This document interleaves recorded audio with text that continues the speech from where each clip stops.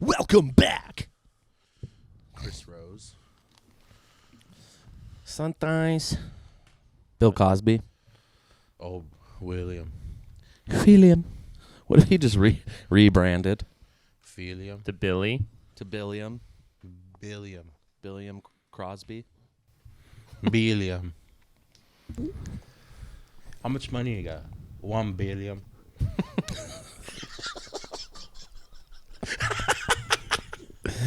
$1 billion.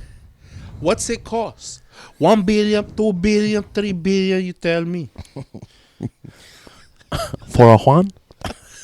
It's for me? For a Juan? Or what? Peter, you look at my text, see how I spelled it. Oh, let me check. I came out here, I was just cracking up at my own joke. It looks like for a wank, eh? For a week, eh? For a wank, eh? For a wank? Shishi. This is Chris Hansen. This is TJ Hushmanzada. Chad doing Rip City Radio here. This is Jamie Hudson. And I need to let y'all know something.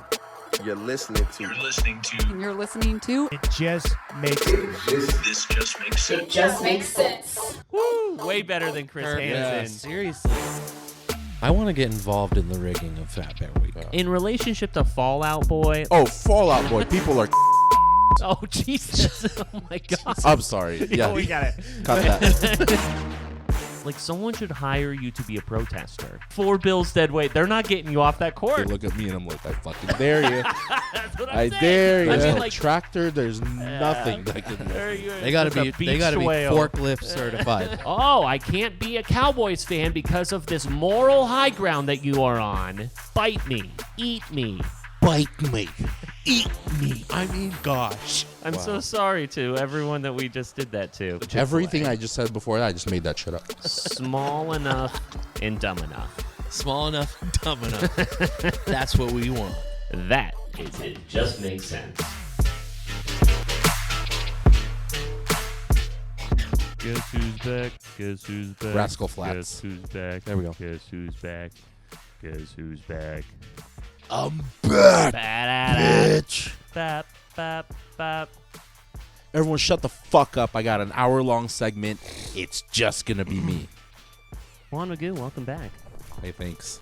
Aloha. He has Hello. returned from his Italian sabbatical. Hey, listen. Mario didn't kill me, bro. You have survived a lot of things, including the things that you have put in your body. By the way, sorry for suggesting that you died, under other circumstances. Yeah, that was uncool. That's Taking low blows, Pete. that was my fault. If I'm gonna go out, I'm not going out by Mr. Pompey taking me out. Hey, Or by an errant chicken wing in your throat. Mario, boo-hoo. Sa story. Boo-hoo. Sa story. It sounded like a Japanese dish for a second. Put it together. Braxton and Alex bonded over Jimmy Neutron, Yeah. and We nerded out a little bit. it was a bit of a nerd out Listen, session. Alex, I appreciate him filling in. What grade would you give him? School grade. Effort, participation, and the fact that he covered for me straight A's. This is my motherfucking seat. This is my chair. This chair is a lazy boy equivalent of a fucking Birkenstock. This chair has formed around me. It has. I'm the only one who sits on this chair. It's like your avatar animal thing. Yeah. Yeah. You know what I'm talking about, where they like Wha- settle yeah. together. Way of water. No, Exactly. Alex did mention that before we started recording. He was like, "This is definitely a worked-in chair." He was. That's why he's. Worked in. That's why he had to sit with his legs crossed because he kept. He on was just, crisscross he- applesauce. He He just kept on sliding out. Sliding. Well, I out. do slide out too, but it's harder. But I was gonna say so we were talking about low blows. There was one thing that I wanted to bring up because Pete caught. I caught some heat on the socials I saw. Which one are you talking about? I'm talking about the What you said about female fantasy football players? No. Oh, Let's skip that part. No, I it guess was there's the TikTok video. yeah. So that I you guess there's posted. two things that Pete's catching right. catching shots Allow for. everyone. So first thing, we posted that clip to TikTok, the one of us talking about the middle school sleepovers, which has gotten great response. the pee-pee. Yeah, the The PP PP. video. I But- enjoyed the pee-pee. I think we have all come here to admit that women love the pee jokes too. Well, the thing is that I'm not exactly sure if they do love the PP. Okay, so I'm going to go to our TikTok here, at official IJMS. Wait, where did you catch heat for that? There was just females commenting on the TikTok that we posted and being like, girls in middle school did this kind of stuff too. It wasn't just boys. Right, yeah, exactly. But, like, I'm not sure that they laughed at PP jokes. I think they just said that they laughed uncontrollably. Yeah. Which I wasn't And- trying to take away from the fact that girls have fun too. I was just saying that, like, you guys, like, we That's- laugh about the PP jokes. No, that's a stretch. That's a stretch for the people commenting. That's not like him saying or us saying that guys have more fun. Guys just laugh at stupid shit. Yeah, If anything, yeah. it's a knock on dudes.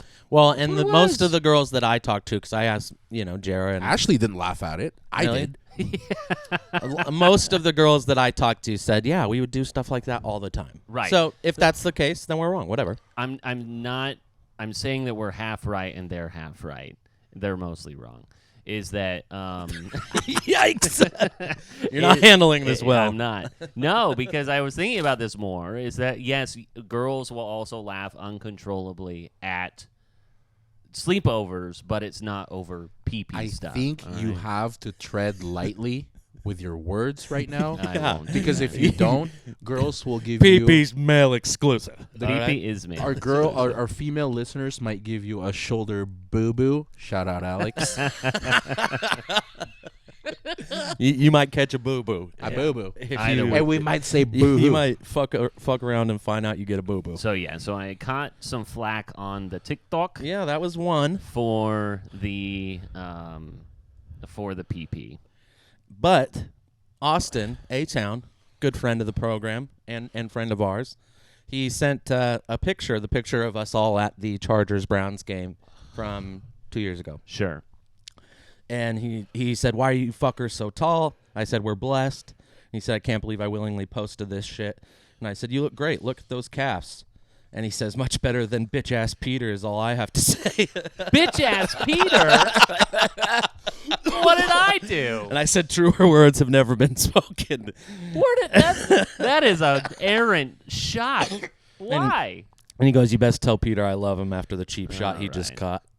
That was a cheap shot, A-Town. Bitch-ass Peter. Why was it me? Well, everyone's He was coming he was after saying me. that your calves looked nicer than yours because I think you guys talked about that. Oh, when yes, we yes, were yes, there. yes. Yeah. Good calf. Hot calf talk. Hot calf talk. Hot calf talk. Lit. Yeah. Lit. Lit. Did you have fun in Hawaii? Yes. I did not want to come back. How much porn did you do? Did you do? Oh, I get what you're saying. 3. Yeah. 3 points. That's what I thought. Anyways, continue. Continue. Yeah, sure. 3 points, 2 regulars. Really? Yeah. Wow, you mixed in 2 reggies. All right. Yeah. What else do you have to disrespect the hotel room? Yeah, you do. You I know, mean, you gotta disrespect It's America. One of the first things you need to do in the hotel room is to wipe your balls with a curtain because they don't change those.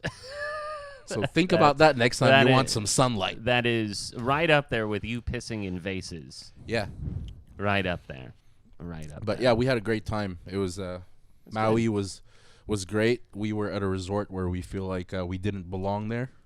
It was Yeah, you were at it was some bougie ass rich a folks. White Lotus type of a place. You felt huh? like a poor. Yeah, I Look did. a pour. They can tell I'm not from there. I wasn't one of the 1% wealthiest people. Did but you get asked like to help people? Like while you were on the Nah. resort? Okay, it wasn't People like didn't that. We assume did. you were an employee. We did get walking around the village. There's a guy selling like touristy shit, like whale watching tours and booze cruises and all that. And Ashley was walking in front of me, so he starts pitching her the sales pitch, and I come around the corner and he's like, Oh, I'm sorry, ma'am. Never mind. You live here. Yeah. I know. Yeah, because, I mean, you do look like you are an islander, so. I did not exploit the locals because I am from there. You Good know, job. it would be funny if somebody did assume you were an employee. Would you roll with it? Yeah. Like, yeah, actually, it's just around the corner. You know how much those people would? I would get an easy 20 for a tip. Yeah. Just lead them to the I bathrooms. wish someone helped me to fucking Sure. ask me for help for something. That I don't think the demographic we were surrounded by would give less than a $20 bill for a tip. Why does that happen? Like, does that happen often to you guys at stores? Like, I get mistaken for an employee all the time at stores. But maybe that's just me. All right. Just me. I've not. You probably rearrange shit on the shelves. That's true. I bet you walk around the store Like I own giving the damn place. giving the impression of managerial status. Yes. In fact, I bet you love it when people ask you. You're like, actually, I don't, but it's aisle 7. Yeah. Give them a wink. I am Even an if expert here. you just overheard people debating about how many different types of lettuce, you just step in. Actually, ma'am. I was at Walmart, surprisingly, in Tigard, which I don't go to Walmart often. I don't know if you guys do, but No, anyways, he I was was. in a Walmart, and I was in the condiment aisle, and I could hear next to me, the aisle next to me, this woman was asking an employee, "Hey, do you have Campfire sauce?" Which Red Robin. Yeah, like the Red Robin it's a stuff. specific sauce to Red Robin, and the employee goes, "Campfire sauce?" I mean, it's like barbecue and ranch, right? Yeah, Kind of. yeah, essentially. Smoky barbecue and ranch. Yeah. And you could tell the employee was confused, and she was like, "Yeah, I don't really know what it is. My son just texted me and says that's what he wants." And so I literally was standing right next to it. Mm-hmm. So I grabbed one, and I came around the corner and just handed it to her. Hold on, they sell them Yeah. like Red Robin brand. Yes. Oh, wow, I did not know. I that. didn't know that either. Yeah. I thought it was Yeah, just- absolutely. So I bring it around the corner, and they were flabbergasted, as if I had just floated down from the heavens and just appeared with the Campfire sauce. And the employee was like, "Do you work here? Have you worked at a Walmart before?" And I was like, "No, I was just overheard I it. just I was was just standing aware. next to the Yeah. Campfire I sauce." was just aware. But they were Very nice. Jim of you. Walton. undercover boss. You're fired. Everyone should know where the Campfire sauce is. Linda, insubordinate. get the You fuck really out. should know. It is pretty remarkable, though, how much people have no idea where things are in the stores of which they work. But you go to like a Lowe's or a Home Depot, you're just better off doing it yourself. Figuring it out yourself. It is a warehouse. I get it. There's a Yeah, lot of turnover, Lowe's and Home whatever. Depot are different animal. But I than mean, a like, grocery yeah. store. I guess that if you were asked, if a lady says, "Is there any Sierra Mist?" Do you know where the Sierra Mist is? No one would find it. Next to the Sierra Nevada beer. Well, no, I mean Sierra Mist is going away. Says who? Sierra Mist is being discontinued. Actually, Thank God. Sierra Mist is going to be no more. I don't buy it. They are rebranding it as Starry. Stary. Starry is what it is going to be It called. doesn't look the same. I mean, it is a lemon lime. It is, It's I so bet fun. Sprite or nothing. All I right. bet Sierra Mist comes back like the McRib. Just a limited special. Yeah, for why does 3 months. McDonald's keep on threatening to take away the McRib? They're never going to, right? So they can continue to market it and push it the way that they do. Genius marketing. It's Yeah. one of the most disgusting I sandwiches. love the McRib. So does Jay. Well, Jay and I are the same. Yeah. Jaw heart, baby. Yeah, so the reason why they're changing it according to, let's see, I don't know according to who, but they said that there was brand confusion and that people thought it was imitation Sprite. They want Starry to be its own thing. People thought it was imitation Sprite because it is. imitation It doesn't Sprite, matter yeah. what you call it. Sprite has seen a growth of 8%, while good old Sierra Mist is barely exceeding 0.1% in the global market, in the soda share market. Yeah, When's the Sprite. last time you've had a Sierra Mist willingly? It's been a while because it's Pepsi brand. Like, I mean, okay, so you're at a restaurant and they go, oh, can I have a Coke? And they go, oh, we just have Pepsi products. I would probably then go to a Sierra Mist. You would go Pepsi? No, I don't like Pepsi. Okay. But, like, okay, so if you wanted a Sprite and they said Sierra Mist, you're fine with that. Yeah, I'm okay with Okay. that. What about you? You have your hand raised. Yes. Oh, no, Yeah. I was reacting to Braxton. No Pepsi. I don't like it. No Do you Pepsi. think if you guys did like the classic cola challenge that you'd be able to Absolutely. differentiate? Pepsi sweeter. Do you think I'd be able to tell. even with the diets? I would, yeah. Uh-huh. I'd be able to tell. I don't know if I could do the diets, but I could definitely do the regular. Pepsi gives me heartburn. Is that weird? That's probably weird, right? No. What like does too it much give you sugar. heartburn? Too much. I mean, now I'm in my 30s. A lot gives me heartburn. Have you guys had the new Sprite pack, like the clear bottle of Sprite? Tastes different. Really? I think it's better.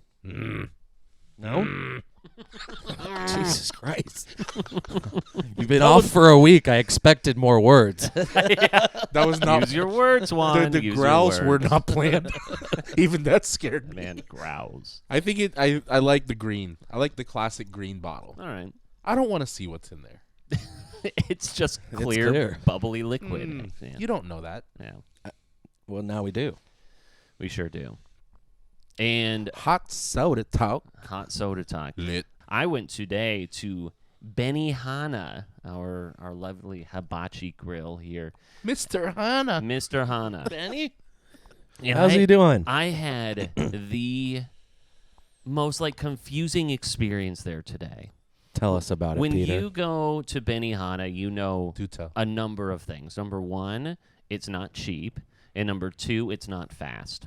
Those are just things that come with that experience. It's, a performative type of a deal. It's an experience. It's an experience, It ain't right? no Even fast though food. it's lunch, they expedite a few things, whatever. So we get sat down at our table. It's the three of us, my wife, Brody, myself. Then we have another mom who is taking care of her kids on the day off. We were recording this on MLK Day. So her Do you two know- kids, both in middle school. Do you know if she just has the kids for a weekend or she has full I custody? don't know. I imagine it is just an MLK Day type of a thing. But What however, strip club does she work at? very much everyone was very distracted on their technology or whatever. Not the point. The final two people who sat next to us were probably people in their late 30s. It was a couple. I don't know if they were married or not. Were they happy? No, by the end of it, they were not, and this is where I'm going with it. Is that we sit down and this gal is wanting extra vegetables, but the waitress is telling her no, you can't do that. There's no substitutes on these things. That's just how Benihana rolls. They don't allow you to substitute anything. You can buy stuff for extra, but you can't substitute it. And but the thing is that during this exchange, the woman ordering is she's getting cut off by the waitress in kind of a very aggressive manner, which, whatever. It just wasn't the right experience or wasn't the right ordering process. Maybe she didn't know. It didn't look like they'd been there very much. The meal continues on, and at a certain point, they just got up and left. She got up a couple of times during the whole meal, and I don't know if we thought she was just going to the bathroom. It wasn't really that big of a deal, but they got up and stormed off and left. And she goes up to the front and she's flailing her arms and pointing and doing all, and this was the most normal experience at a Benihana, but it was so confusing to see how upset they got for absolutely no reason. And it is going to be one of the biggest things that is going through my brain to try and rack through what happened, because it didn't seem like they were arguing. It wasn't that all of a sudden they got into a tiff and whatever. Something happened at the table that clearly upset them so much. Maybe it was it was too slow, or maybe the hibachi chef asked her twice how she wanted her steak cooked or something. But it was just continue to rack my Was this brain. at what your happened. the table you were It was at my table, yeah. And the only thing that I can think of was that, like, this woman was set off by this ordering exchange that she had because the waitress was like, you can't substitute, you have to do extra and all this other. And, like, I guess maybe that could have done it. And maybe the fact that she was asked twice how she wants her steak done or whatever. But I am just, have you guys ever been in a situation, one, where you have felt like you want to get up and leave? Have you ever seen someone get up and leave? Not necessarily like a dine and dash situation, but like that you thought something was so egregious in a thing that we were just like, I'm not paying for this. Because they didn't pay for it. They just like, Did they eat? they got through like the hibachi rice. But like the guy kept on making the food because he was just like, I don't know if they're going to come back. I don't know what happened. So he was just kind of like looking back and everything. And he, at a certain point, I almost told him, like, hey, put the meat on my plate. Yeah. You know, like that is a nice, because eventually, like, they just came and got it and I suspect threw it away. Yeah. So I would assume you're confused because you didn't see a fight or Yeah, a no scene. fight, no scene. So that's probably what is the most confusing is she just bottled in her frustrations, and instead of making a scene, she just left and probably was just bitching about it to the front. somebody else. Yeah, to the front.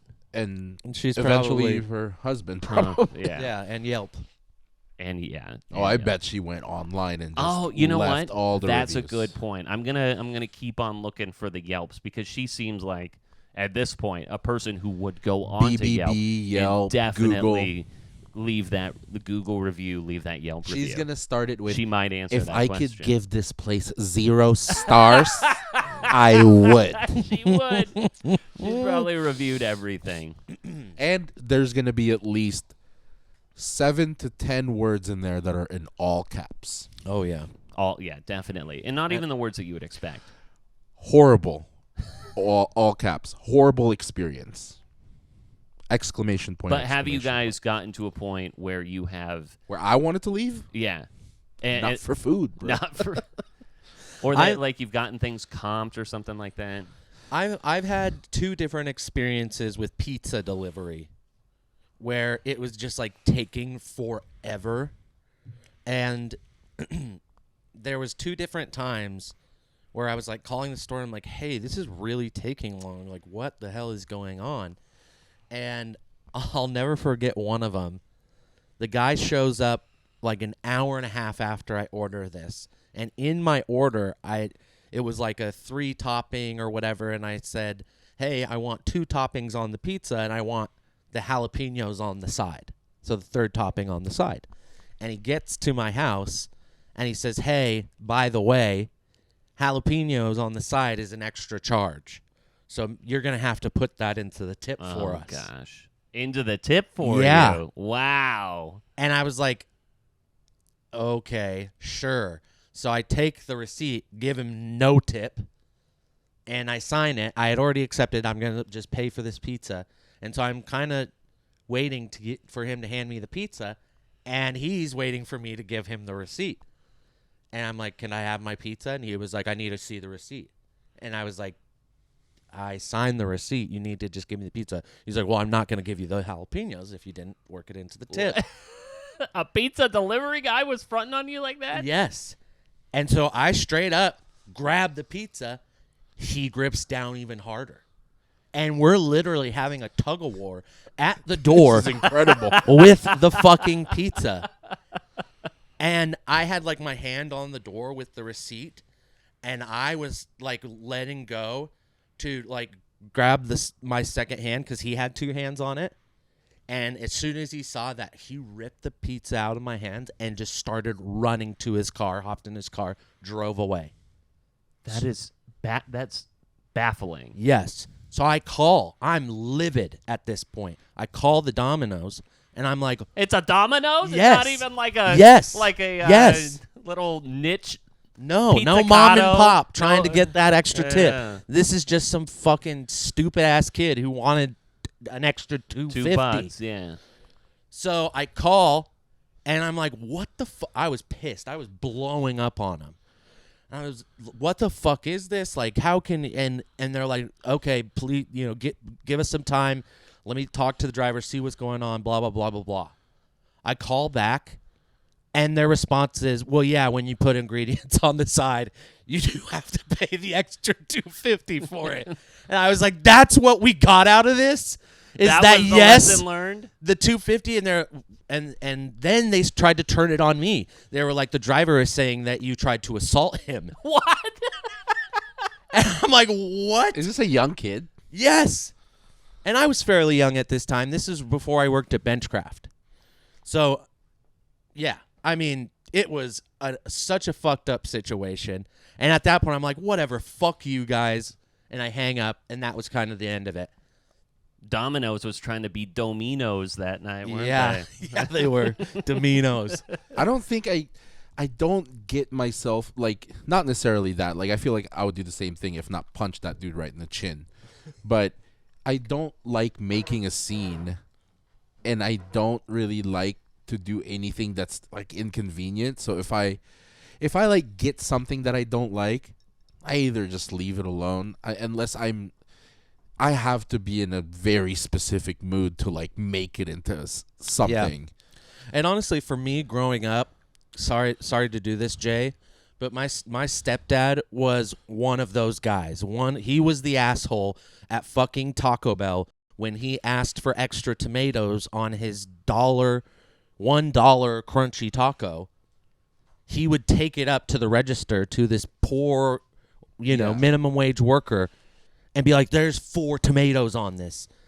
I asked for extra tomatoes. You can't put extra tomatoes on this, and just absolutely grill them. It was the most cringy, embarrassing thing. And it's like he felt that it was a principle. Like he had to do it. It was like this fire raged in him to prove. I don't ever send food back. Like if I got something that I don't like, I'm annoyed, but I just move on. Yeah. Like I don't feel the need to rip somebody a new one who makes $6 an hour. Like I know people like that. Like my uncle has done that before, but you know how much I hate green onions. If I say no green onions on something and then it comes with that and it's hard to take off, I'm just like, whatever. I'll just fucking move forward. I'm annoyed, but like I'll just find something else. Yeah. I've sent food back one time, and it was a steak, just because it literally was like purple. Like, and when the server came, he was like, "Oh my gosh, I'm sorry about this." Yeah. So that's the only time I've sent something back. Well, we'll report back on this Benihana saga because I was just so confused how the whole thing went, because this woman initially did not seem like that there was no issue. Then the next thing I know, she's flailing her arms out at the front desk, and maybe she knows? thought That's she was just- gonna have Italian food. It's and probably- she's like, what's yeah. this? She thought it was buca de pepo, but no, I'm assuming she was a white woman. Yep. Yeah. Very much. Didn't get her way. Very much looked like a. Sounds like some white American entitlement. Very much looked like a Karen. You didn't get in her way as she was walking away going, boo-hoo. Sad story. Boo-hoo. Well, maybe we won't see her at Benihana, but possibly we will see her at the Iowa Husband Calling Competition. I wasn't sure if you guys had seen this. This was something that happens at the fair every year in Iowa, and I wanted to play it for you guys and get your reaction. Is it the state fair? Yeah, I believe so. Husband calling competition. Bob! Hurry up! I don't want to be late! Bob, hurry! Bob! Robert! Dean! Yoo-hoo! Yoo-hoo! Keith! Yoo-hoo! Cuckoo! What the clock says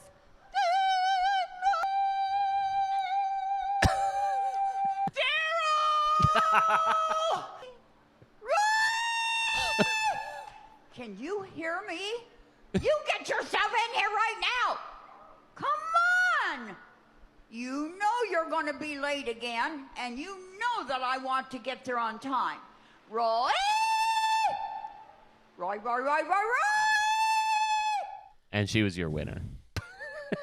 I don't understand what's happening. You know what? In state fairs, you can just do anything at this point. And that was a husband calling competition. There's pig calling competitions. This is that, but with husbands. I'd love to see like the technical scoring behind it.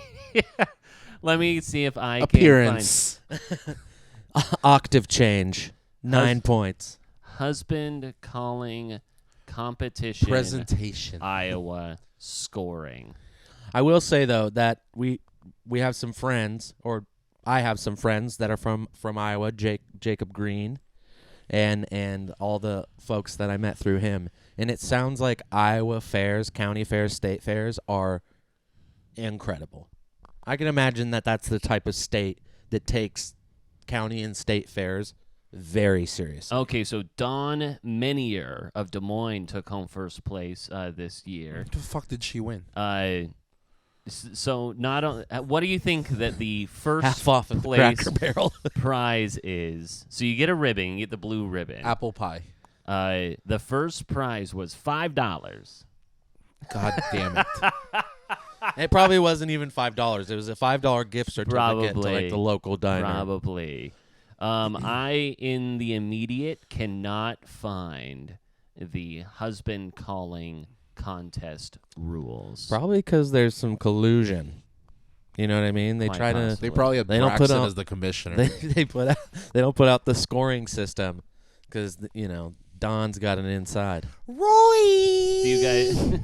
Do you guys have just like initial how you would think that your significant others would call you if they could do it? I know I'm very much putting us on the spot here. It's probably not. Well, it's a kind of funny. I had to have one? keep drawing back to like my family, but Jay, my stepdad, when he got married to my mom early on in life, their combination through marriage combined 9 kids.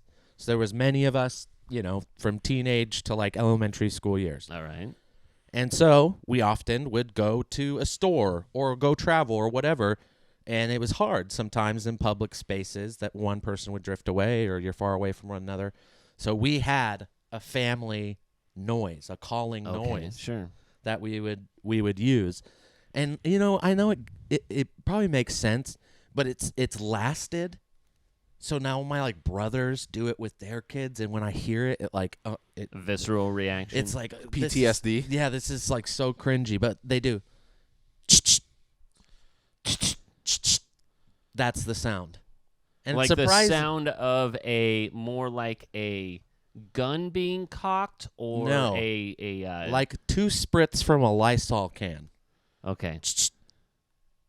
Gotcha. Not a you know what I mean? Mm-hmm. Like a malfunctioning mister. Yeah. But it's surprising how far that sound carries. Like when you're in a Walmart or whatever. Cuz it actually did work, but I'm disappointed that it's lasted. The one that we have for our family between Lindsay and myself is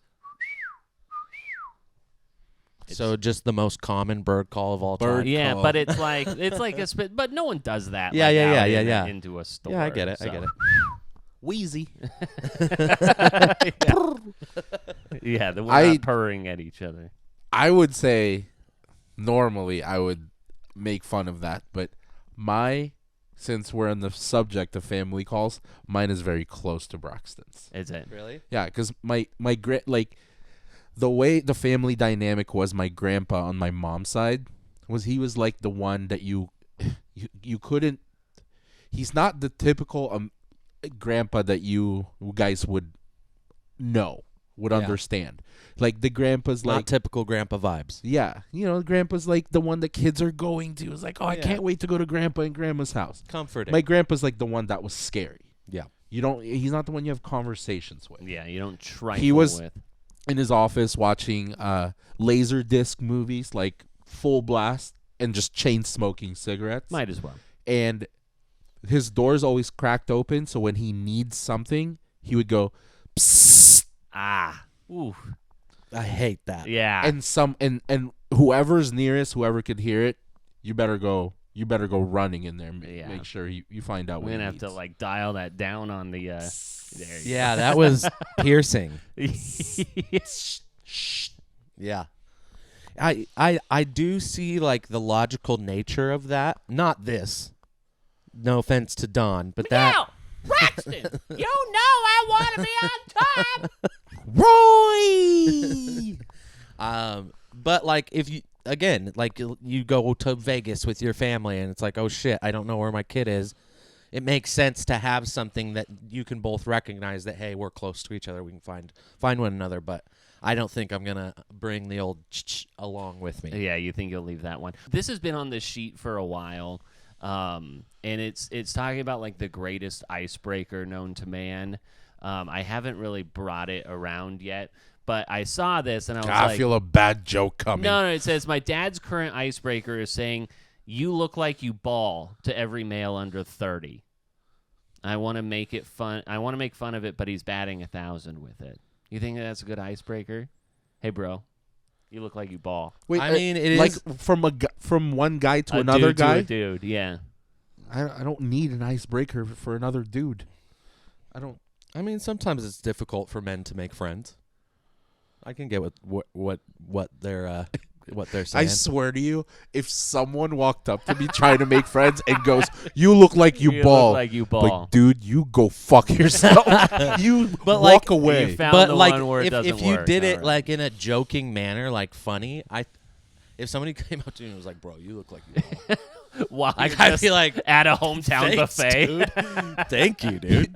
I would just be like appreciative. Like I don't even know what that means. Like Yeah. what do you mean? I don't know. I'll take it.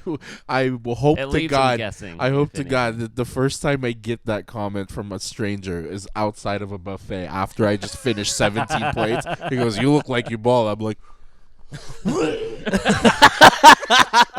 You just Euro step and then vomit on him. "You want to talk about the start of a great friendship?" That's it.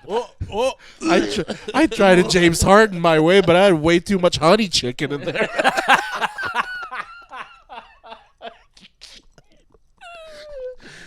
Like, dude, you could have just said yes. You didn't need to make a basketball move. There was a chocolate milk fountain.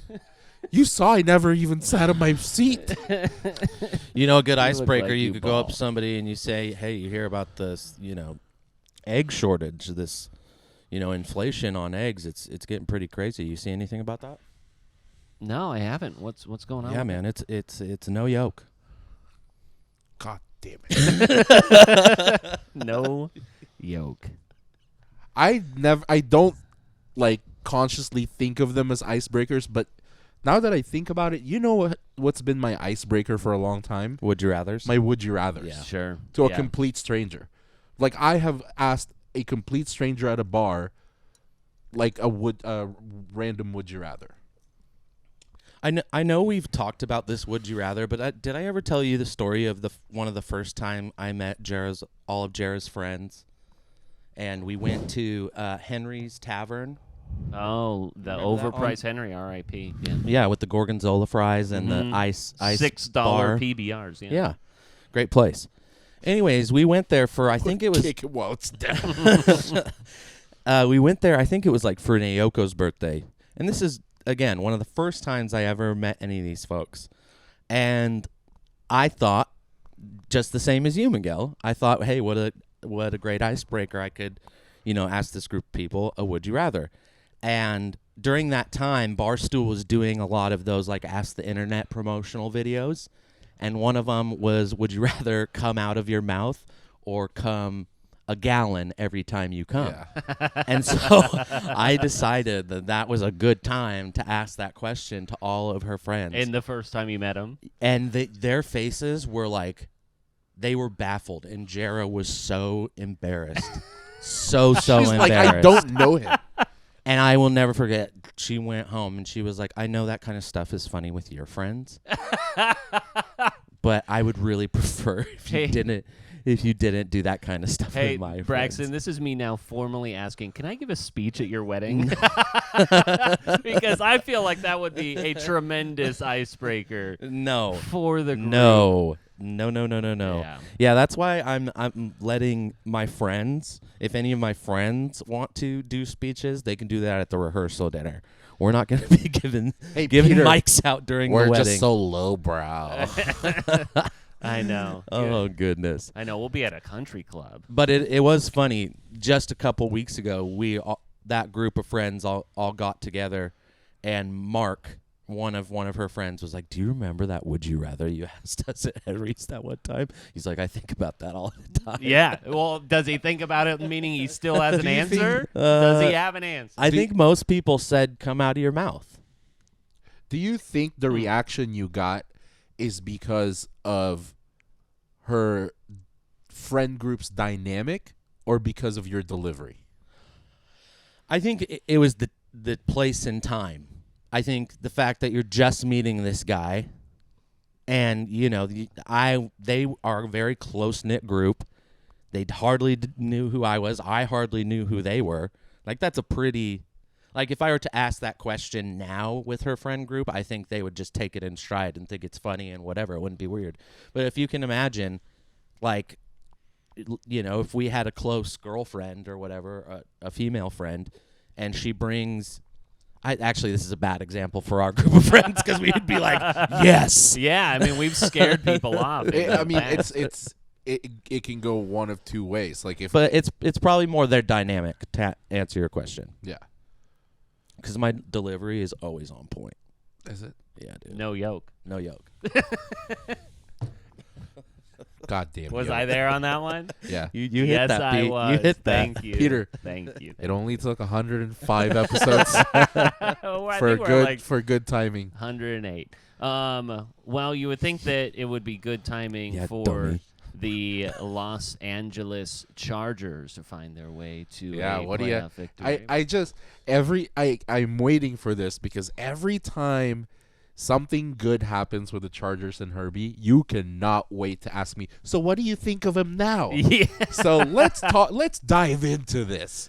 Let's dive into this collapse. Why don't you get us started? I mean, I think that if we can kind of put things into perspective again, the Chargers are the first team in NFL history to lose a game, much less a playoff game as well, where they had a +5 on the turnover differential as well. Up 27-0 at half, find their way to just scoring 3 points in the second. And I mean, it was just I think a mixture there when you have the second half poor play calling, but poor execution all the way around. I mean, like, you can't let your foot off the gas on people, especially because Mr. Trevor Lawrence had never lost on a Saturday before.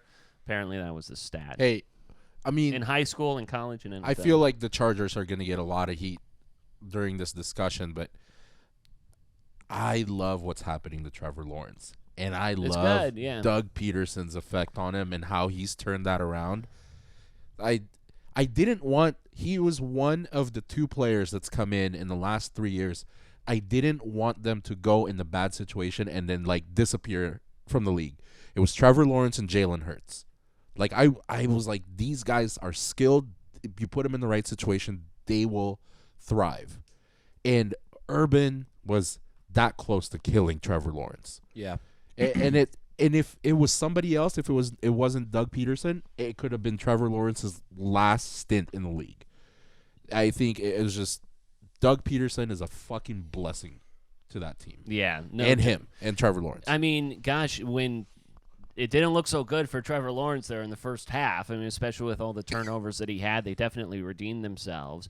I think that, when you look at what went wrong with the Chargers, especially in the second half, it's that, like, you have to keep the clock going. And when you have Austin Eckler rush for 13 times for 35 yards, like, I understand that he is a combo running back, but I mean, it's like, that's just unacceptable at that point.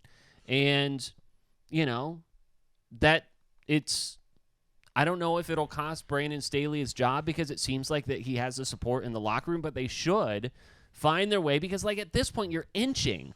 You're not even, like, you barely missing the playoffs in heartbreaking fashion to the Raiders last year.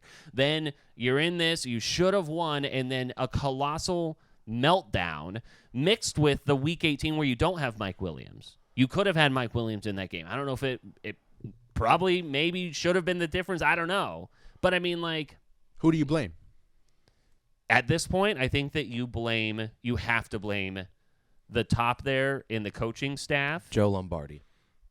You have to blame the coaching staff to a degree because, yes, the players have to go out and execute. They're not the ones calling those plays in the second half. They're just not. How do you feel about Herbie? After that I mean, play? I'm not going to stomp all over him. I mean, like, you No. look at what he did, 25 for 43, 273 yards, a touchdown, 0 interceptions. That's where he was. That is a good sheet. It is. And here's the thing. I think that everybody's looking for somebody to blame, but I think there's a lot of people to blame. I think is it Joe or Jim Lombardi? Joe Lombardi. Joe Lombardi, Sure. offensive coordinator.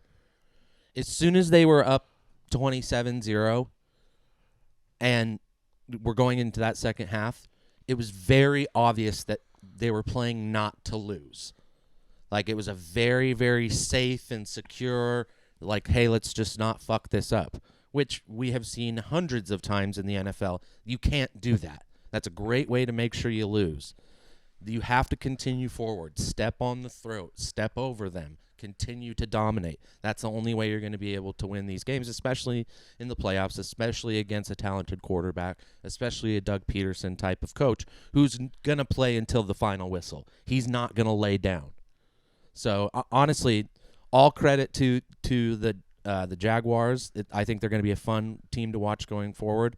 But bad play calling in the second half, and as you said, bad execution. Not great second half for old Herbert there. So- but it is what it is. And I think if somebody's going to get the bullet, it's probably Lombardi.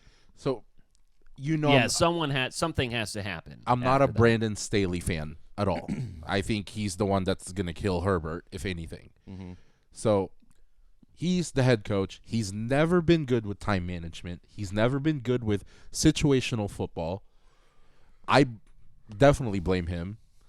But just to play devil's advocate / mini troll, because obviously I'm anti-Herbie because of the Herbie homers.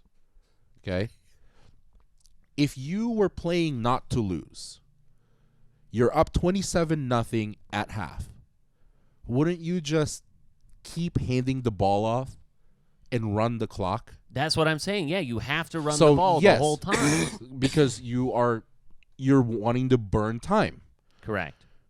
What they did is they put it in Herbert's hands. He was throwing the entire second half. So just to play devil's advocate, I'm not saying it's right. Eckler had, 5 touches in the fucking second half?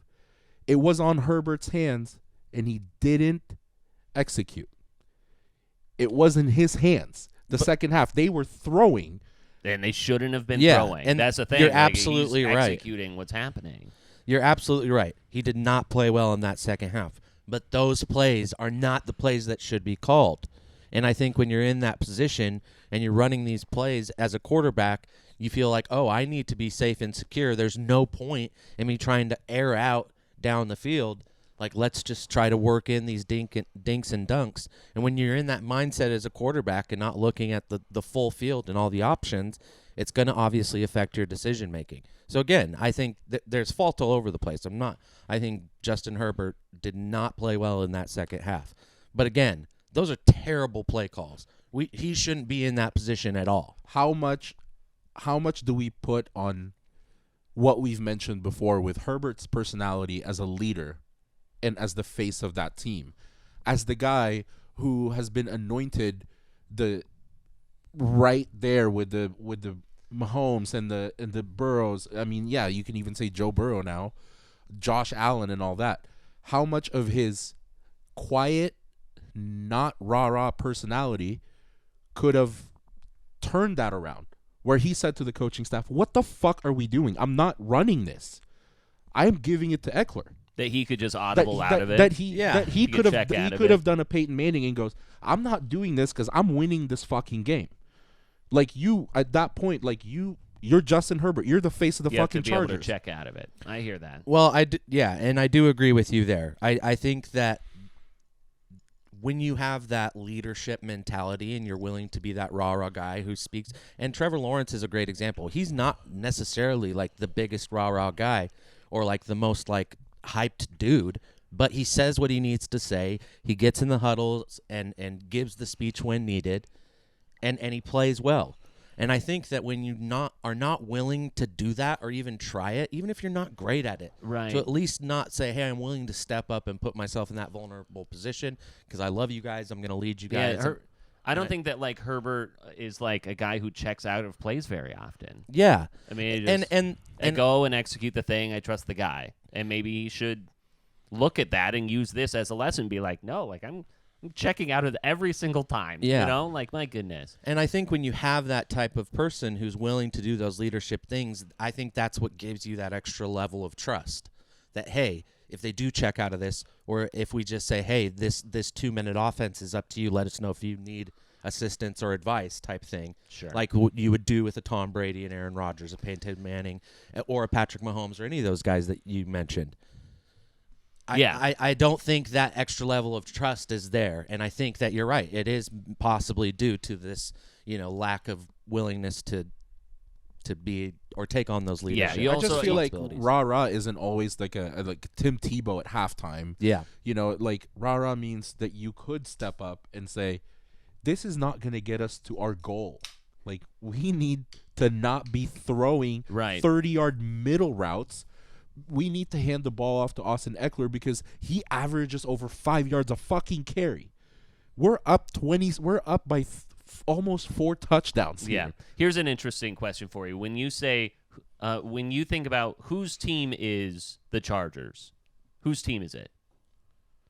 I mean, it's Justin Herbert's team. Right. But I mean, like, you would think it's Justin Herbert's team, but like, do you think it's more Brandon Staley's team? Like, and this is kind of a hypothetical that I want to go with you. It's like when you think like this is Brandon Staley's team or this is Justin Herbert's team. Because in a way, like I kind of think that like if you're looking at the 4th down calls and the analytics and all this other stuff, like I mean it's kind of like a Brandon Staley operation that Justin Herbert is running. Right? We all as a collective as fans and everyone else looks at the Chargers as Justin Herbert's team. Yeah. After this weekend, it's clear that it's not his team.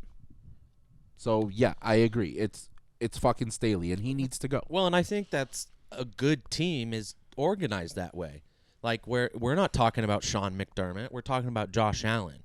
But the fact is that Sean McDermott is just as important, just as valuable.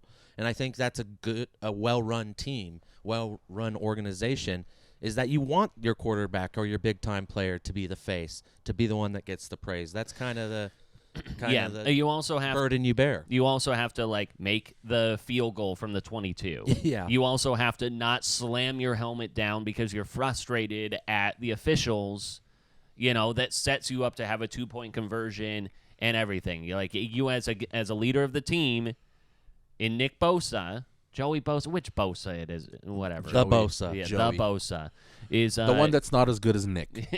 like you can't do that. And I understand it was all bubbling up and all that, but I mean, it's still, these are these are moments that just can't happen.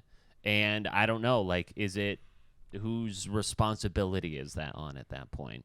Yes, I know that Pete's a longtime hardcore Chargers fan, so that's our focus. But no, the big winner here, I think, is Doug Peterson and Trevor Lawrence, especially because the mental fortitude that you have to overcome that is you got to have a lot. I think that we were all losers on Saturday night watching that game just because of the Speak for call. yourself. Well, no, just because the call that we had in that game with Al Michaels and Tony Dungy. So this is the play, 30-26. The 2-point conversion is coming up. And this is the call from Al Michaels and Tony Dungy. Running back, they're going for 2, and Lawrence reaches over and scores. Doug Peterson rolling the dice. I'll say. So you're in the pursuit of the biggest comeback in NFL, or one of the biggest comebacks in NFL postseason history, and the call that you got from Al Michaels and Tony Dungy. Let me see if I can get the touchdown call or the field goal to win the game. Here we go. Likely on Kansas City. Here we go for the win. Got it, but there's a flag down. There's a flag down as everybody's running out onto the field, but there's a penalty marker. Offside. Defense number 26. And they call it on the defense. And that is what we were gifted in watching that game from Al Michaels, who was back on loan. He's like in this emeritus role from Amazon, but he does these types of games when there's no competing with Amazon at this point. And I just thought, like, gosh, for people who had been dogging on Mike Tirico for taking over, I thought that Al Michaels Had a dead reaction. was so bad. Maybe it calling was that game. him and Tony who put that 1.4 million on the Chargers. Yes, that is interesting. That there is They're just pissed. there is a bet. I'm glad that you brought that up. Is that probably the worst bet maybe of all time? Is It's a $1.4 million bet on the Chargers when they were up 27-0 at minus 1250, which $1.4 million pays $11,600 or something like that. It's such a stupid bet. It's super high risk with absolutely no reward. Yeah, other than just like, oh, I can pad another $12,000. But if you have 1.4 million to play with, what the fuck is 11,000 to you? I mean, that's, I guess it's another. you can't do that on 11,000. the stock market, and something quick like that. If you have that kind of money to throw around, and it's like, hey, I can make, because a sure all 12,000. things considered, that's a 99% of the time win. You caught the 1%, and it sucks, and you look like an idiot. But you do this 100 other times. The Chargers win that game most of those times, and you look like you just made $11,000, no problem. That was a cringy fucking loss. I will say though, you at halftime, I was with you, and you were like, I should just put $5 on the Jaguars right Yeah. now. Plus 16. That was and at plus 1,600, yeah. And I was like, you should. You're like, no, that's stupid. They might. Lose 7-0. Yeah. Who's stupid now? Yeah, well, would The you guy rather who be, lost $1.4 million. Would you rather? Yeah, would you rather bet $5 and lose, or 1 point? Well, that's Well, that bet, a bit of a no-name. that bet, it's more like you're just gonna rag on that guy for a super high risk, low reward bet. But the other wager, did you see the first touchdown parlay? I don't think I saw that. It was a guy who bet on FanDuel 5 first touchdown scores. It was Dawson Knox, Jamar Chase, I forget the other ones, and he had Justin Jefferson. Oh yeah, It was a $43 bet to win $1 million. And I don't know if you remember, the first touchdown drive of the Vikings was Justin Jefferson. was Justin Jefferson reaching and coming up like a quarter of an inch short. They originally called it a touchdown. touchdown, and after they reviewing called it back. Yeah, they called it back. And I think Kirk Cousins did a quarterback sneak to get the touchdown. He did. That was the only one he missed. That was $43 to win $1 million. Yeah. It was plus. That's It was like plus 60,000 or some shit Damn. like that. I just had like a $5 win 37 where Justin Jefferson was included in it, and then I think it was Jamar Chase and maybe Stephon Diggs. I don't know. The other two had hit, and it was such a bummer that they called that one back. I was gonna bitch to you guys about the bet that I made until I read that bet. I saw that bet that I just told you about. But I had a 3 anytime touchdown parlay with Dawson Knox and Jamar Chase and Daniel Jones.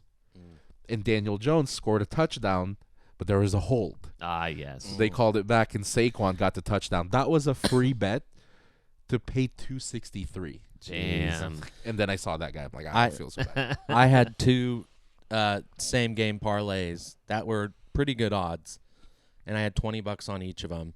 The one I lost because of the Justin Jefferson touchdown, and then in the Bengals game, I had T. Higgins anytime touchdown, and he had 2 that were called back. One that he was out of bounds, and one they called no catch. It was a heartbreaker. Yeah. I I had a very good week in betting. I started off, I think I was up over $300 on the weekend. And I was like, and that's the thing, like in the playoffs, it feels like you ride just like the impact players, and especially in super wild card weekend or whatever. So like I was all in on Christian McCaffrey in the Seahawks game to score. So I had like, and then we saw the boosted bet, and then I had already placed a bet. Usually we've talked about the jinx of the boosted bet on DraftKings before, and we're like, that's oh, why no. I was fading it. I'm like, he's not going to score. And I had already made some of my CMC bets, and I was like, oh, crap. So, like, Christian McCaffrey was one of the guys that I was riding over the weekend. Then we had, let's see, who was my Austin Eckler? Again, another guy that you're like, the only bet that didn't win on that Chargers one was Austin Eckler anytime plus Chargers winning. Because, like, you know, like you're getting minus 155 or something like that on an Austin Eckler anytime. But you think that the Chargers will win money line. Well, hey, just like put that on there. And then that boosted it to plus 170. So that was kind of like my strategy this weekend. And then a couple of like just teasers. You know, I put my own teasers up with up against whatever the super teaser. You're teasing at 13 points either way. And then this was the one that like had me gripping, was a 3-pick alternate receiving yard. So I alt receiving yard a number of games as well. Jalen Waddle plus 30 yards. Stephon Diggs plus 65 yards, and Tyreek Hill plus 50 yards. So all in that one game. And, like, Stephon Diggs in the first quarter had the 65. So, I mean, like, I think his line was right, like 75, 85 yards. But the Jalen Waddle one was the one that kept on going back and forth because at halftime Tyreek had 44 yards. That one was a lock. Waddle in the game had 3 or 4 catches that were either broken up or he dropped for over 100 yards. And it was only within 3 minutes of the game that he catches this ball and then gets knocked out of bounds real hard, and then he goes out of the game. It was for exactly 30 yards, and that one hit. That was like 25 pace 72. Hey, but I mean, a win's it was a win. like, that one had me gripping for a while because that one I was able to get a parlay boost at 20%. I was like, you know what? I feel so good about this. I bet it twice. So I got it plus 228. So nice, you took it twice, and then at plus 190. So. Boost. Speaking of teasers, Walsh after this week went over 80%. He was at 79%. What a there we season. go, Walsh. Guess what the last leg of this teaser was, which obviously I took? It was the Cincy Ravens game. Sure. With Cincy plus 4.5. And the Ravens were about to score with that little extension from Huntley until the D lineman Hubbard. Not Sam Hubbard. And that's was it 98 yards? Yeah, so this was the play, and this is making me again nervous. If for people who were, shitting on the fact that Mike Tirico replaced Al Michaels, what an incredible call by Tirico, especially coming after what we had gotten from Al Michaels the night before. Right around Huntley, he reaches, that ball's out, that's live! Back the other way, Sam Hubbard! The Cincinnati kid! Hubbard's got a convoy! Chased by Andrews! At the 30, the 20, he will score!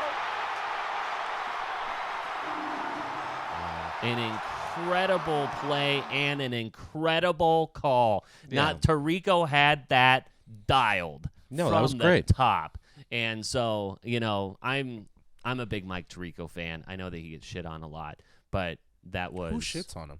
I think that it was just because he replaced Al Michaels, who is such a legendary broadcaster. Albert. Yeah, Al has the legacy points. He sure does, even if he has lost a lot of steps along the way. This play was a game changer for betting.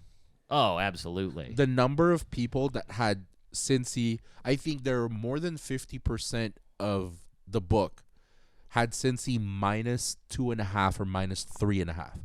And if you teased it, you went as far as maybe like 6.5. We had it on the teaser at plus 4.5. If the Ravens had scored, if this didn't happen, they would have been up by 7. Cincy could have gone back down and scored. Yeah. It would have been an overtime where they either win by 7 or lose by 7. Sure. This was a fucking game changer. This saved everything.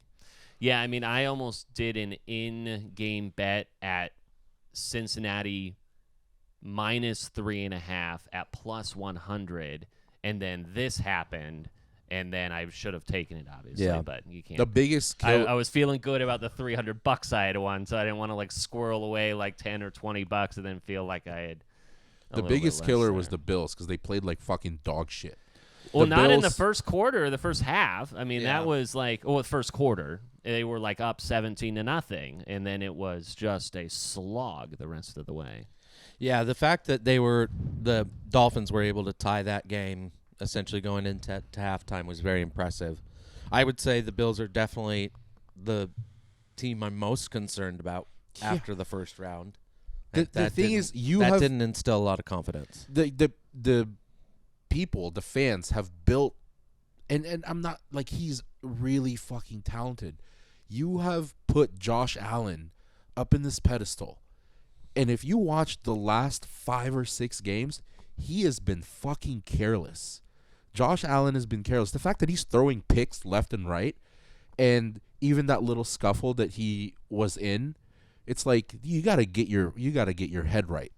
Like, you're the leader of this fucking team. This team doesn't run without you. Yeah. And that lineman was just doing like a that lineman wasn't trying to start anything with him. He was doing a simple block, like getting him out of the play, and he was just like, what are you doing? Yeah. I think that the team that I'm most concerned about in the AFC is actually the Bengals, just because of like all of their injury. Like, I mean, they were putting guys on the offensive line who didn't even have didn't even have business there. Yeah, and I think the Bills still beat the Bengals because I think that some of the strengths that the Bills have kind of match up with the weaknesses that the Bengals are dealing with. Also, there's no chance in hell that DeMar Hamlin is not at that game. Absolutely, yeah. I mean, he was almost at that game this weekend. Yeah. Exactly, and especially it being against the Bengals and just being a bigger game, he's going to be there. The crowd is going to be lit. I think the Bengals are still going to come out and win a close game, or excuse me, the Bills are going to come out and win a close game. But I don't know. My scale is starting to lean more towards Kansas City being able to take them down. But we'll see how they play. Yeah, I think at this point it almost, in a way, it doesn't matter who wins the Bengals-Bills game because I think KC is just too much of a fucking monster. Like, once you run into them, it's over. Yeah, and the week of rest is huge. It's really, just to really get huge. anyone healthy that's banged up. I tell you what's impressive, though. I know we've given him a lot of praise, but the stat that they flashed during this game, the Cincy-Baltimore game, Joe Burrow is like second in the history of the league with the number of times he's been hit. Been hit a lot. Like, sure been hit a lot. It's fucking incredible. It was pissing me off, his left tackle that just kept getting called for flags. Yeah. Well, I'm pretty sure they're at least on second string in all positions and third string in a couple on the line. So that doesn't surprise me. That makes Joe Cool even more fucking impressive. That guy keeps getting banged up. A follow-up, not to bring this back again to Al Michaels, but I did just see, as I was looking for something else, Al Michaels weighed in on the criticism that he received for just the call in general, and he referred to people's criticism as, quote, internet compost, and says that he's like, me, no screaming, no yelling, no hollering, it's television. Ellipses and captions are sufficient when pictures tell the story. I'm not going to call a game for over-the-top YouTube hits.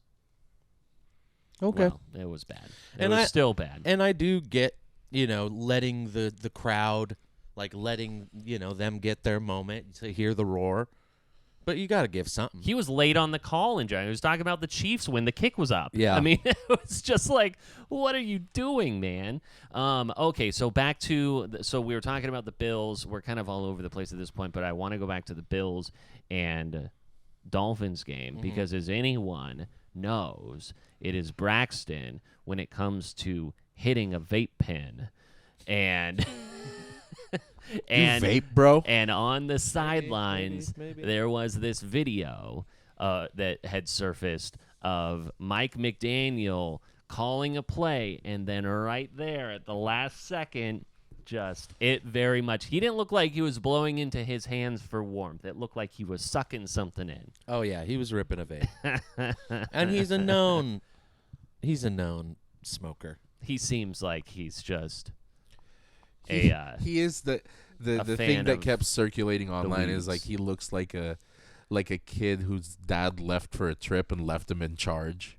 Just the way he walks around practice, like dancing and listening to music and doing shit like this. Like he looks like a 21-year-old that just like stumbled into this job. Eternally 21.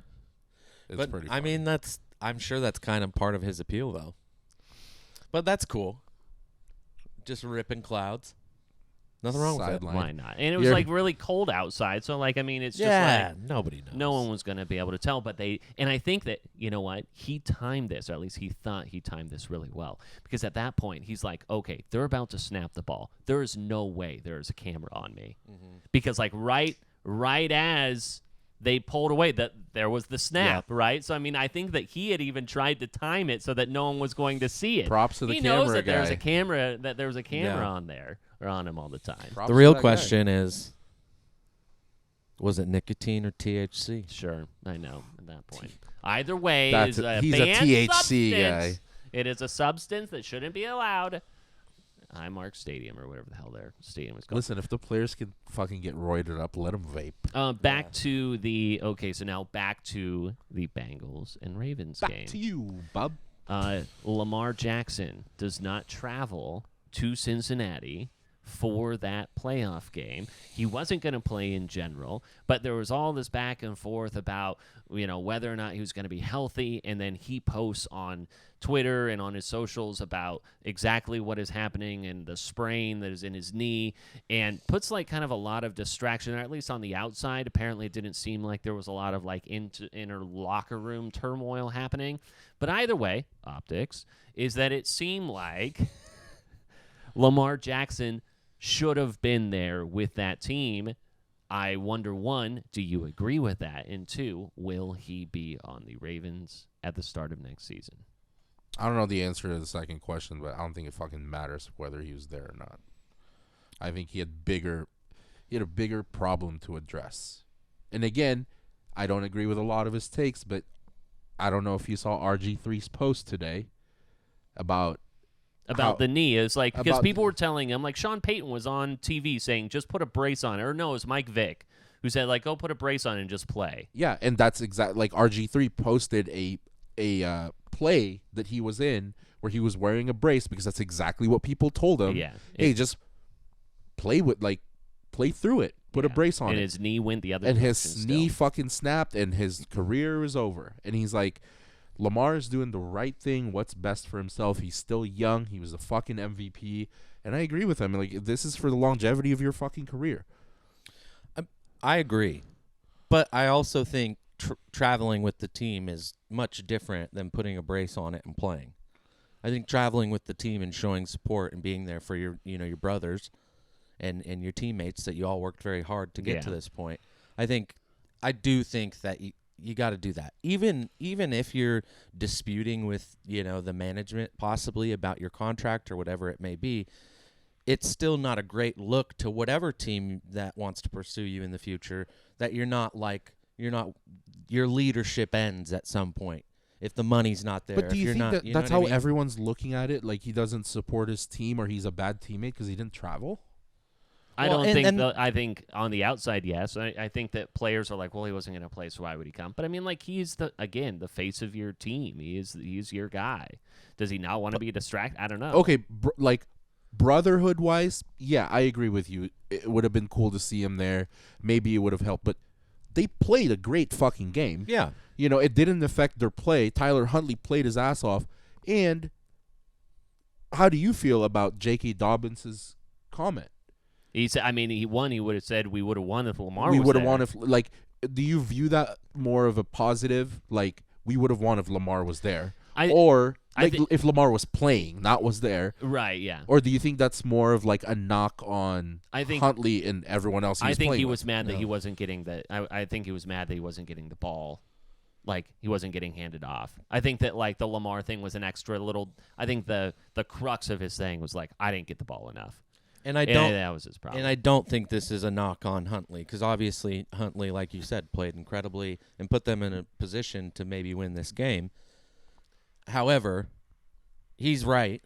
If Lamar is in that game, they quite possibly win that game pretty easily. And I think that's just more of a, hey, Lamar is he's a top-tier quarterback, and if you have him on the field with any team, they're going to play better. I think there's another thing, too, about, like, the intangibles about being there in, like, while you're not playing, what if you saw something on the tablet that you can relay to Tyler Huntley that maybe he wouldn't hear. Be that extra coach. And maybe he wouldn't hear the coach say it, but sometimes you need a guy, you just, the right person didn't say the exact same thing to you, right? Like we process those types of things. So maybe, that sort of support would have been nice as well. I just don't like the look of being at home when you could have been there to support your teammates. Maybe you thought you would have been in more of a distraction on the sidelines, but you almost became more of a distraction by not being there because they were going to talk about you regardless when people found out that you weren't there. Either way. I don't think it affected their play that much, but I mean, they end up almost winning.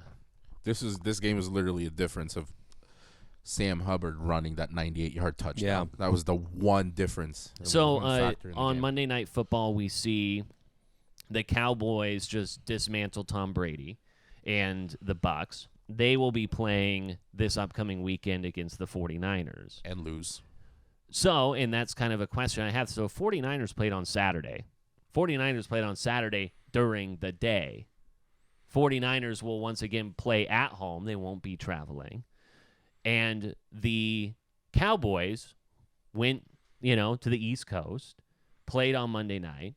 They're going to, in essence, have 2 fewer days to prepare after all of this. And I just kind of wonder for the competitive balance, if you guys like having a Monday Night Football game. It's not necessarily like, I don't think it's really necessary. I think that it gives ESPN the opportunity to have a game. But after Wild Card Weekend, that doesn't matter. But now you have 2 full days of extra rest for the 49ers. And I mean, like, you can maybe infer, you can be like, well, we're going to go into this and we're going to think, we're going to be playing a certain team, but the rest is invaluable at that point. I just kind of wonder what you thought. Yeah, but I don't think it's any. Is it a factor? Yes, but I don't think it's any different than this. Doesn't give them less days than anything that they have. Like, they haven't dealt with. From they've dealt with it Thursday to Monday, whatever. Like during the regular season, I don't think it matters. I think it would have been more of a factor had this Monday night game be more of an emotionally charged, close game that went to overtime where it was back and forth. I mean, it could have. But, like, mentally, they were dominating the shit out of Tampa Bay. So I think they were just kind of going with the flow in the second half. It didn't really take that much out of the Cowboys to just finish out the game. But it could have. That's the thing. Like, I mean, what if it did? What if it went into overtime? Is that what we blame it on after they get smashed by the Niners? I mean, I agree. I think it would be easy to schedule 3 games on Saturday. And still give ESPN and one still, game. Yeah, give them the night game or whatever. Because, I think it does have an effect. I mean, whether it's an easy game or a hard game, it's still a game. Playing football is not easy. But those are the cards you're dealt. You just got to move on and play the next team. Either way, I think they're going to lose to the Niners. The Niners are obviously pretty dominant. So we'll see if it has an effect, but in the end, I think the Niners win either way. The final game that we haven't really touched on from this wild card weekend would be the Giants and the Vikings. I don't think there's anyone here shocked that the Vikings lost and that the Giants won and that Saquon balled out and that, Yeah, did we all pick the Giants? No, I picked the Vikings. Idiot. Just call a 3-yard check down on 4th and 8. On 4th and 8, go ahead and call it. Kirk, throw it to T.J. Hawkinson for a 3-yard pass on 4th and 8. Yeah, it is kind of unfortunate because you think about, I don't know, I haven't looked at like the all 22 for that play, but when you think about like, gosh, Kirk Cousins had himself a day when you thought like going up. I actually thought that I felt pretty confident he was going to lead that team down and score. And then they got to 4th down, and it was just like they clammed up. He checks down. It was like on this. There was no shot. This, like everything that we've seen during Wild Card, is exactly my point when I go the opposite of our argument with Justin Herbert. Fucking stat sheets don't matter when I look at a great quarterback. You can fill the stat sheets with 5 touchdowns, no interceptions, 500 yards passing, but your mental fortitude, like you brought up with Trevor Lawrence, and being able to make sure that your team arrives at the fucking goal where you win, that's what's most important. The intangibles, not what's on the sheet. That's what, like, it's the same thing that I address when it comes to somebody like LeBron James. He is a stat sheet filler. Mm-hmm. But you know what? I will take Kobe and I will take Michael any day of the fucking week because they're absolute killers. Yeah, they're clutch just killers. gene. They will run their own family over to fucking win. That's what I want. Yeah. I don't want somebody who's gonna give me great stats and break records and all this shit. I don't give a fuck. I want that. Like Justin Herbert has better stats than Joe Burrow. I will take Joe Burrow any fucking day of the week just because I just trust him. He looks calm out there. He doesn't look scared. He looks. He's someone I would give the ball to drive down and win the fucking game. Yeah, it's just that's Kirk. Kirk Cousins is. You can fill the stat sheet. You can throw a 90-yard touchdown to Justin Jefferson, but you know what? I don't trust you. I don't trust you to perform in prime time or any big game that fucking matters. Yeah. Yeah. Speaking of Austin earlier and longtime friend Peelant, R.I.P. to both those guys, Chargers and Vikings. No kidding. I can't imagine. I did send Austin a DM later in that conversation and said, I'm sorry for your loss. I'll be praying for you. I know we brought we brought this up in the beginning of the season. It's pretty fucking cool to see Saquon and McCaffrey have the season that they are having. For sure. Yeah. These feel guys, that they both deserve it. Absolutely. For sure. Like you just wanted to see these guys go back to their rookie season and how they blew up, and then just be someone that.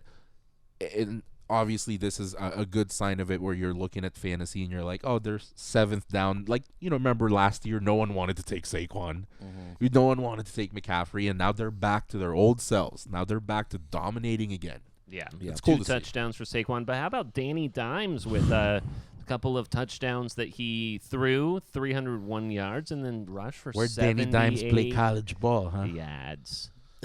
Duke. Hey, bleep that, dude. Yeah, Bleep that. Jesus. You guys throw just somebody can't under the control bus. God damn it. No, we can't. Dude, that was off the top of the dome. Yeah, we can't. I will say that I think that this Eagles-Giants game is going to be a fun one. What's the spread on that? The spread 7.5. 7.5. I think I'm taking the Giants. I think what's this? The spread right now is 7.5. Bills -4.5. Let me pull that And then up what's for the you. other game? What's the other game? Chiefs. Chiefs 7.5 too. The Chiefs have moved up to 8.5, 7.5 for the Eagles in favor of the Eagles. 5 is These the are spread. trap spreads, people. Yeah, a lot of these are trap spreads. Bills -5. I feel like you could work out a real nice alternate spread parlay with these games. Yeah, until the Bills don't cover against the Dolphins and you just lose trust in everything. Yeah. And then the Cowboys are +4 to the 49ers. Do not take the spread of the Cincy Buffalo game. Take the over. Which is at 50.5, by the way. Take the over. Those two are scoring at least, like, one's going to score 4 touchdowns, one's going to score 3. Take Josh Allen rush yards. He's going to run all over them. And I think you could take both quarterbacks over 2 or more passing touchdowns. The wins, though, and the spread, that could swing either way. Yeah. That's a little tough. I know, yeah. It's like Wild Card Weekend felt really safe, but like some of these bets we're going to have to really look hard about. Yeah, really gonna have to pray about him. I don't know if we have more football conversation. I've been seeing this thing on the sheet for the last 2 weeks. This whole Iguodala thing. I kind of want to hear about. I'm curious about it. Unless we have more football stuff. I don't think we do. I mean, I was gonna bring it up last week. Yeah, I'm curious what that is because I purposely did not look it up because I wanted to hear. Yeah, so this is an interview that Evan Turner, former greatest Blazer of all time, did with Andre Iguodala talking about the Warriors dynasty. I fucking hate Evan Turner. And if you thought my voice was annoying on a podcast, well, go ahead and listen to Evan Turner. This is what he had to say. This is the back and forth between Evan Turner and Andre Iguodala. About what? About the Warriors dynasty? About the Warriors dynasty, and I will get your reaction on the other side. Y'all won a lot of championship, but it was lame as For 4 or 5 years, there was a media run, and there was a hype train of a franchise running through, which were the Warriors. Yeah. And that was KD doing that. You know what I mean? There's just certain points where it just seemed unfair. We're not knocking it, to each their own, but it was just like you had to wait until this narrative ended in a moment of history. Man, we still don't get no calls though. So when they start, I'm not knocking it, but at the same time, I'm still playing against Andre Iguodala, Steph Curry, Kevin Durant, Klay Thompson, Draymond Green, and whoever else. Like, that's like playing versus MJ, fool. Like, it still don't make no sense. It doesn't justify anything. And y'all won a lot of championship, but it was lame as So, like, literally. Steph just won one by itself. Steph just won one by itself. And that's perfectly fine. I'm talking about when you lame ass did that for 2 or 3 straight years. That was lame as Was that us? Or was that us following the trends of where the league was going? Had already been. Word to mother, I would never go recruit no KD. I don't give a damn who was there. Was the Warriors dynasty lame as fuck, as Evan Turner suggests? The day I agree with Evan Turner is the day you can chop off my dick and feed it to me. Yeah, that's an incredible take. Like, good for him for sticking to that. And to say it to Andre Iguodala. Yeah, who won a finals MVP in that run. During that run. It's more baffling that you can stick to a take like that and really look like you believe it. And also sound a little bit like Stitch from Lilo and Stitch.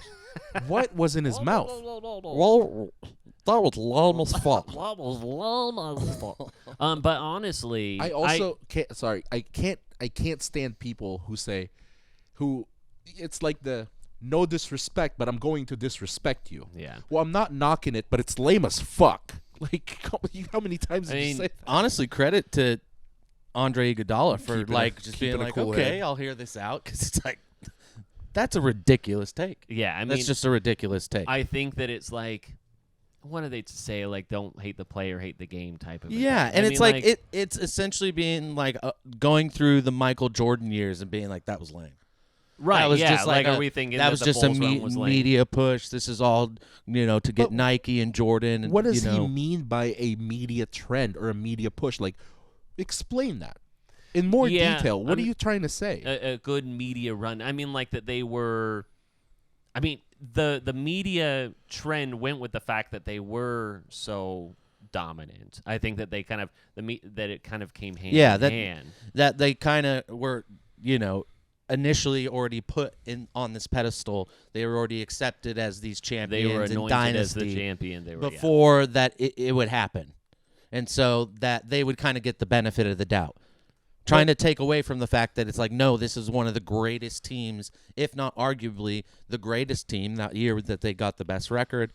Obviously didn't win that year, but whatever. Like, you can argue all that with this team. Like, to say that's lame and that the media did all of it is like when that's very disrespectful. When I hear like a media trend or a media push, I like to think like one example is like the kid Mac McClung.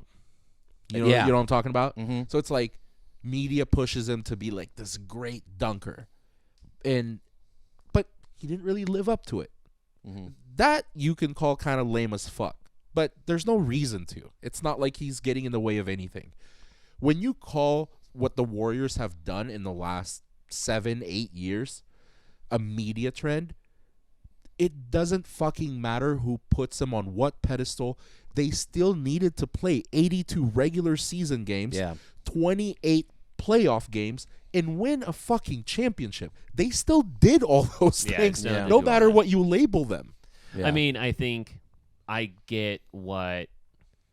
Because, like, Dame was trying to recruit people. Like, he was trying to recruit Carmelo, like, years ahead of time. Like, even when Evan Turner was on. Like, he was also trying to recruit guys, but, like, they were just unable to do that. So I think that it is just kind of a classic, like, you know, it's a jealous take. Yeah, I mean, it really Evan is. Turner played in this era. He was in this media era. So, yeah, it just sounds like you weren't able to do what they were doing, so you're pissed about it. Yeah. If we think about things that have been on our sheet for a while, I will also... this was something that I've been hiding down at the very bottom.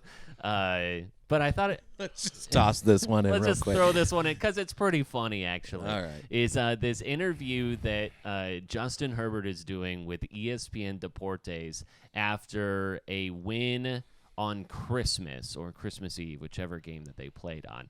And I thought that it was cringy and funny, and I'll let you guys hear it. Con Justin Herbert, descríbeme lo que significa meter esta noche a los Chargers a los playoffs. What it means to get the team in the playoffs. It's huge for us. You know, we've battled through a lot this year, and for those guys that keep showing up to work, giving their best effort, you know, it's finally paying off. So it's been great to see for us. Sí, hemos batallado mucho, el trabajo está funcionando. El tener coche completo, Williams, Keenan Allen, Eckler, what it means to have a loaded car tonight with all your guys on offense. Nuestro equipo es especial. You know, I mean, that's really all I got to say, but they're great guys, and, you know, they're special playmakers, and to have guys like that outside, you know, there's a lot of room for improvement, but we're going to get after it. Are you good to do a Monday Night Football with me, Scream, on the count of three? Yeah, what do you need? Monday Night Football, so we say, una, dos, tres. Monday Night Football! Monday Night Football! Feliz Navidad. Feliz Navidad, amigos. Regreso con ustedes. Thank you, my friend. I like that he snuck in the little Spanish Monday phrase. night! Especial. Yeah, that's all I got to say about that. Are you good to do a Monday Night Football with me, Scream, on the count of three? Yeah, what do you need? Monday Night Football, so we say, una, dos, tres. Monday Night Football! Monday night, los Chargers a los playoffs. Feliz Navidad. Feliz Navidad, amigos. Regreso con ustedes. Thank you, my friend. Justin's like, get Thank you. me Have a the good one. fuck out of here. I like a number 3 especial, please. That Oh, extra little goodness thing in there. I'm gracious. sorry I didn't bring that up when it was a lot more Still funny. timely and Still relevant. funny.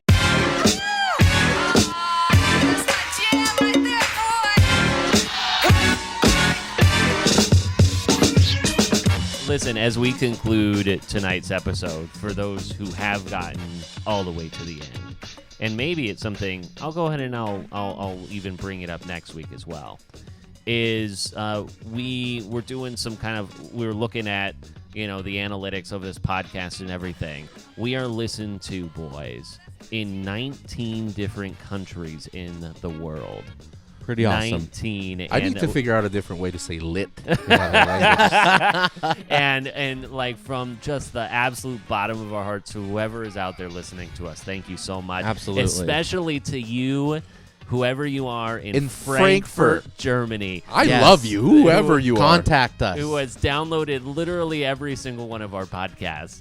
Yeah. Please contact us. If you better be you're real. alive, You better be fucking real. if you're alive, if you're out there, please contact us at at official IJMS. I was Jinx. just about to say, I hope this isn't some fucking video editor that's just using our voices for like a local cartoon Right, show. yeah. But I kind of hope he is doing that. He's just plugging all of our episodes into an AI and seeing what comes out.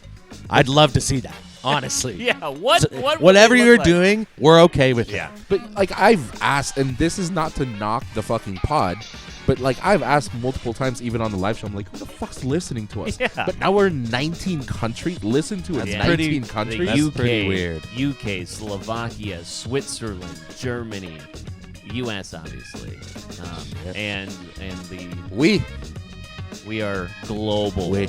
We are It's worldwide. global. Dale. Gasolina. Can you sign us off, Braxton? Clear your eyes. Full heart. Get loose. Au revoir. Ciao. Shiza.